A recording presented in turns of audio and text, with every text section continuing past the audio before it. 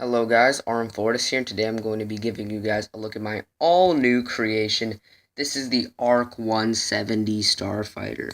Now, this creation is actually based off of the 2008 one, and many of the pieces you will notice are from that exact version.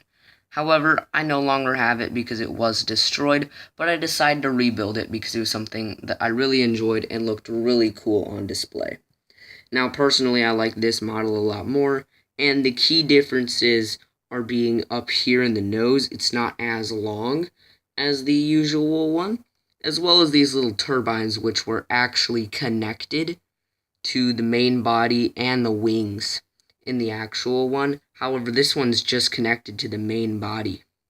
So in the video, guys, I will be going over all the in-depth looks and all of the features of this build, as well as different figures that can go inside of it.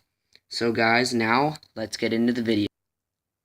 Okay guys, you can first see the nose. The nose is probably one of the more different parts. Before, it was a lot longer and used a lot of different hinge pieces to get that length as well as the curvature. However, I just used this gray piece because I found it to just be a little easier, and I was using those pieces in other creations that I didn't want to destroy.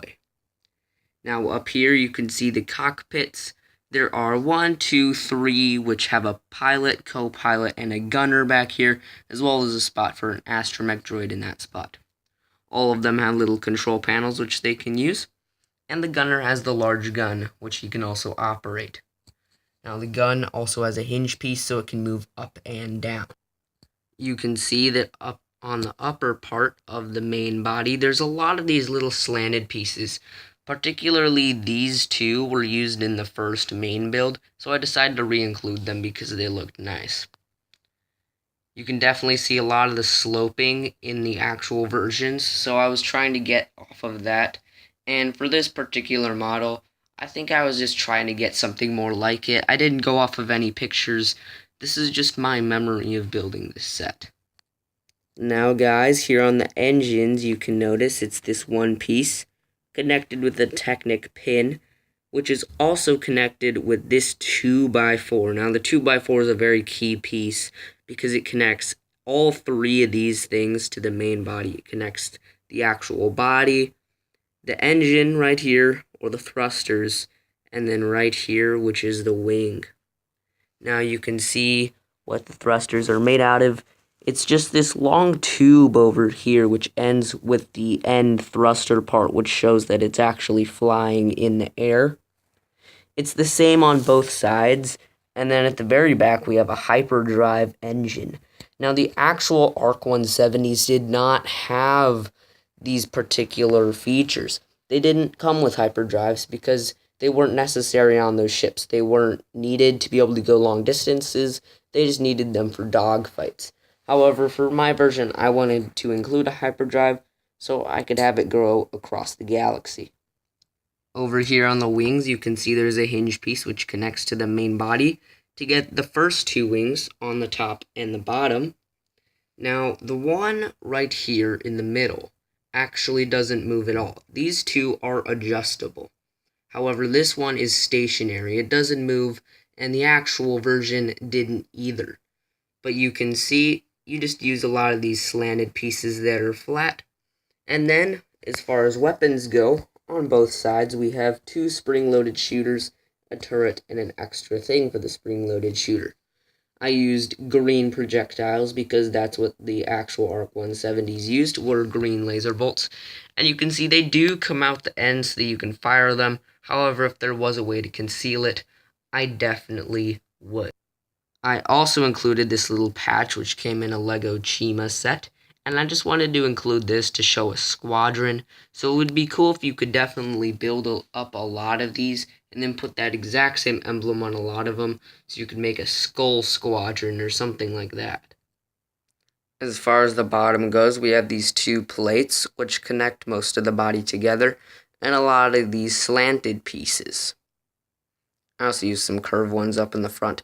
Now, the actual one had a whole system inside of here, which allowed you to turn a nozzle right here through a system of gears that would wind up firing out two flick missiles right here.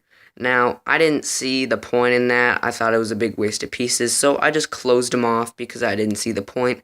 However, if you find brick instructions, or just instructions for the set in general, you could probably figure out exactly how to do that in case it's something you're interested in doing. I'll give you guys a look at the bottom of the ship.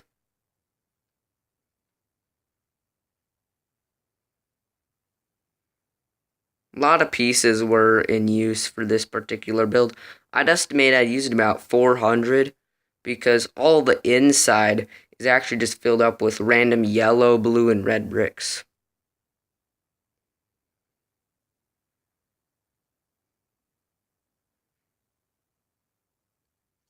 The actual set came with 4 figures: Captain Jag, Clone ARC Fighter Pilot, Kit Fisto, and this astromech droid.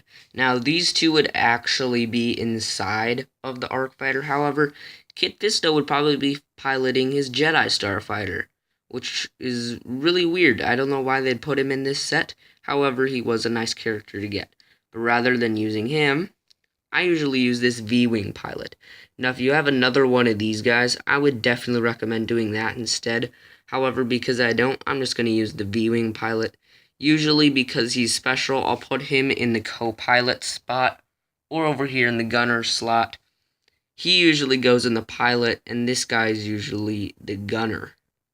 Now, the astromech droid can fit in here, and obviously you could use any astromech droid from your collection. But yeah, these are just the figures that I would use. Again, there are 3 spots for them: pilot, co-pilot, and gunner. And then there's also the spot for the astromech droid.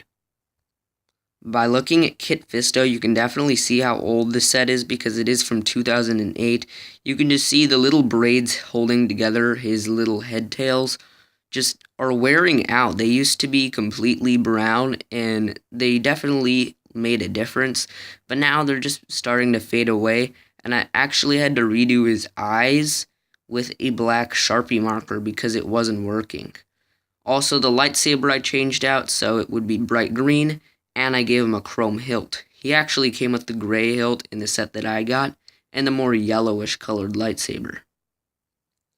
But guys, that is my ARC-170 custom Starfighter. What I like to think of it is a combination of the X-Wing, the ARC Fighter, and the Z95 Headhunter. Now, it doesn't have a whole lot of the Headhunter, but here you could definitely see how the X-Wing was based off of the ARC Fighter. And the reason being is entirely because of these motors right here, and as well as these little wings right here, which actually form an X if you take away the middle wings. Now, I obviously noticed that pretty early on, but in this particular version, it looks a lot more like the X-Wing.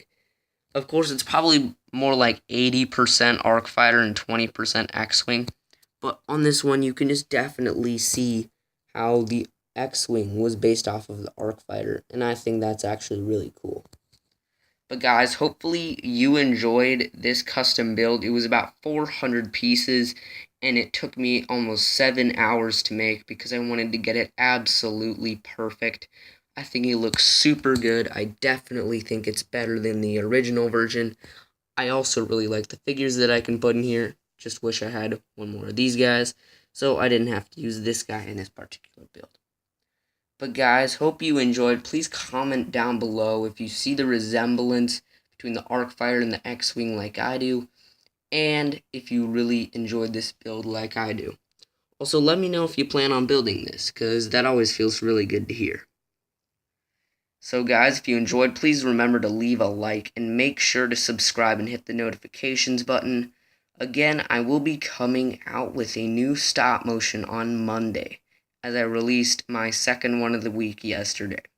Now, the one I'll be releasing Monday is pretty long because I actually have already made it, so it'll be the only one of the entire week. So guys, thanks for watching. Let's try to get this video to 10 likes. That would be sick.